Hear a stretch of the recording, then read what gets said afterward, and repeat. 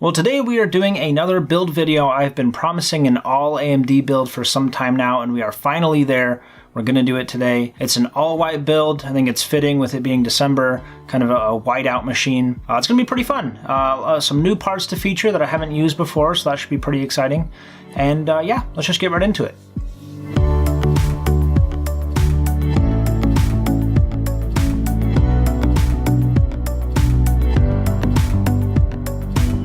For a CPU, we decided to go with, yet again, the Ryzen 5 1600. This is a great performance per dollar choice when it comes to both gaming and multitasking, especially if you're going to be streaming. This is an excellent middle-of-the-road choice. And to keep that processor cool, we are going with this Arctic Freezer 33 Esports Edition. I've talked at great lengths about this cooler. Terrific choice. The fans on it especially are very powerful, and we're doing a giveaway right now, actually, for the month of December, where you can win 3 of these fans for your own build, and they come in a lot of cool colors. So I'm not going to go into too much detail about this. I did an entire video on it right up there in the cards if you want to check it out. And I want to give a special thanks to Arctic for providing this cooler, both for the review and also for this build. So that's very exciting. Special thanks to them. And if you want to purchase one for yourself, you can find it in the video description. Normally retails for less than $50, so follow my affiliate links to find one for yourself. For RAM, we went with 16 gigs of this G.Skill Trident Z RAM, a very popular choice. I did not go with the RGB RAM, even though it was only a few dollars more expensive. I think a more refined,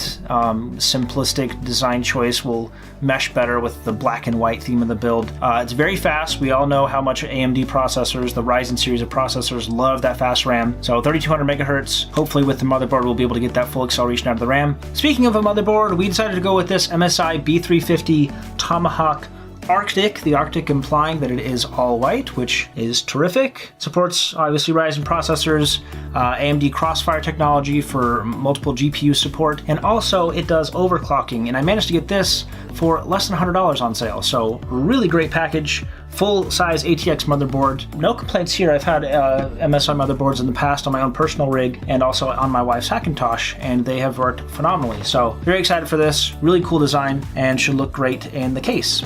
For storage, we went a little bit minimalistic. The only storage we have for this build right now is this 240 gig SSD, which is still more than enough for your Windows operating system, a couple of programs, and maybe a couple games. If you have an extensive Steam library, you will very quickly want to get a larger capacity drive, but to get this machine up and running and to put your favorite games on there, this is going to be more than enough. For a graphics card, we are going with this AMD Radeon RX580. This is the 8 gigabyte version, and believe it or not, this is the first time I've used an AMD graphics card in one of my builds. I've done, I don't even know how many, maybe a dozen by now. And it's not like I have anything against AMD, it's just these have been outrageously overpriced. Ever since cryptocurrency mining has been a thing, AMD graphics cards especially have just been hit by price gouging. We managed to get this one pretty inexpensively, about $259, which at the time was unheard of. And powering this beast will be this EVGA 80 plus bronze power supply. 600 watts should be more than enough for even an overclocked processor and overclocked graphics cards. We should still have plenty of headroom there. Semi-modular design is going to make cable management a lot easier. We're only going to be using the cables that we need.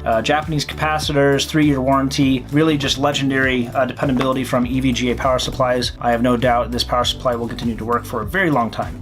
And it's all going to be wrapped inside one of the best cases that has come out recently in regards to airflow. And I did a full review of this case up in the cards, and this is the Silverstone RL06, their Redline series of cases, and this is the Pro tempered glass version, so it has a full tempered glass side panel, so you can see all these beautiful internals from the exterior of the case, but also comes with 3 large LED 120mm fans that suck in a ton of air from the front. And Silverstone actually provided this case for review and also for this build, so I want to give them a special thanks as well. This case normally retails for less than $100, and you can likewise find one of my affiliate links in the video description if you would like to purchase one for yourself. But this cooler in combination with this case should give us lots of thermal headroom for overclocking. I'm really excited to see the kind of performance numbers we're getting out of this machine. Okay, well, without further ado, let's go ahead and build it.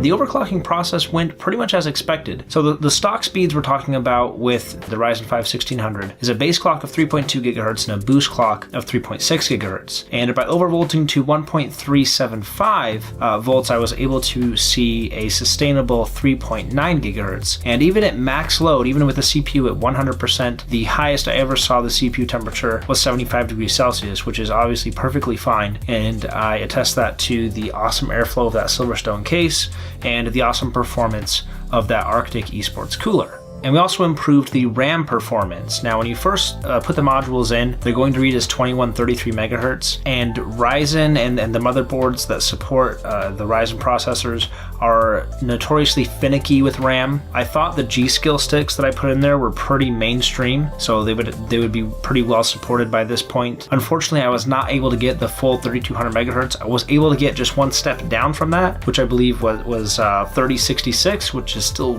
really fast. That's really fast compared to the 2133 it was before, and there was definitely a measurable performance difference there. Now for the graphics card. Now the RX580 is a refinement of the RX480, so there's not a whole lot of juice left in these graphics cards. That being said, I was able to get some measurable differences in performance. The base clock speed of this graphics card is 1263 megahertz with a memory clock of 2000 megahertz. Overclocked, we were able to see a core clock of 1475 megahertz and a memory clock of 2250 megahertz, which was awesome to see. But what we want to know is, how does that translate into performance? What do the benchmarks look like? Well, we first started off with the Unigine series of benchmarks, which are very commonly used. First up, we had Unigine Valley. At the extreme preset, we saw an improvement of 12% from 68 FPS to 77 FPS. Unigine Heaven on the extreme benchmark saw an improvement of 10%. From 69 frames per second to 77 frames per second. And there's also a new Unigine Superposition benchmark set to the 1080p Extreme preset. This is a brand new test and it's very intensive at high settings, and even still we saw an improvement of 8%. We saw a greater improvement on CPU intensive tasks than on GPU intensive ones. Geekbench was the most evident of this. Single core performance improved by 12%, while multi-core performance improved by a whopping 21%, which was the largest improvement we saw in any of our testing. OpenCL did see some gains, but it was only of 8%. We see this also in TimeSpy. CPU tests showed an improvement of almost 20% from 17 frames per second to 21 frames per second, and GPU tests improved, but only by about 9%. So then we switched to a GPU intensive benchmark, and for that we used Furmark at the 1080p preset with anti-aliasing off, and there we saw a 14% improvement from 67 FPS to 78 FPS, and temps maxed out at 76 degrees Celsius. User benchmark was also run, and we saw a 17% improvement in the Galaxy test from 188 frames to 227 frames, and then a 9% improvement in the Sphere test from 148 FPS to 163 FPS. Cinebench was the only test we ran that actually saw greater gains in the graphics department than in the processor department. The OpenGL score was an 18% improvement over the non-overclocked version of the card, and that translates to 88 frames per second to 107 frames per second, which was awesome. And the CPU score definitely still improved 13% from a score of 1129 to 1302. And VR is becoming a very important thing now. A lot more people are getting into VR, so we decided to run some VR specific testing as well. Unigine Superposition also has its own VR test, and so we set it to the 1080p Extreme preset, which is also pretty demanding. And there we saw a 9% improvement from 60 FPS to 66 FPS. We also ran the Steam VR test, which is really just made to test a machine's VR readiness, not necessarily as a benchmarking tool. It's not a perfect benchmarking tool. It doesn't take into account CPU performance, which can have an impact on your gaming performance. Even still, we saw an 11% improvement of 7.2 to 8.1. And then finally, we did some real-world testing with actual games, and I just picked games I had that have benchmarking tools built into them. Metro Last Light at the 1080p very high settings preset saw an improvement of over 14% from 85 frames per second to 100 frames per second. And then GTA 5 at 1080p we ran on very high to ultra settings. Gamers Nexus has recommended settings for best performance, and compared to visual gains, we saw an 18% improvement from 74 FPS to 90 FPS. And that makes sense considering GTA 5 is a CPU bound title. You're going to see some of those CPU performance gains evident in the performance results.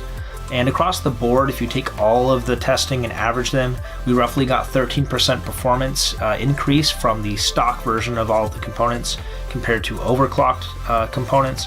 So that was really awesome to see. That's just free performance that's sitting there waiting for you to take a hold of it. And another special thanks goes out to Silverstone for providing their Redline 06 for this build, and Arctic for providing their Freezer 33 Esports Edition cooler. And if you want to see other build videos that we've done recently, you can check those out in the videos over here. And I highly recommend subscribing so you know when we do future build videos down the road. We'll do other build videos and review products, and of course we do giveaways every month, so check those out in the video description and find out how you can get your hands on some free stuff. Well, thanks again for watching, guys, and I'll see you in the next one.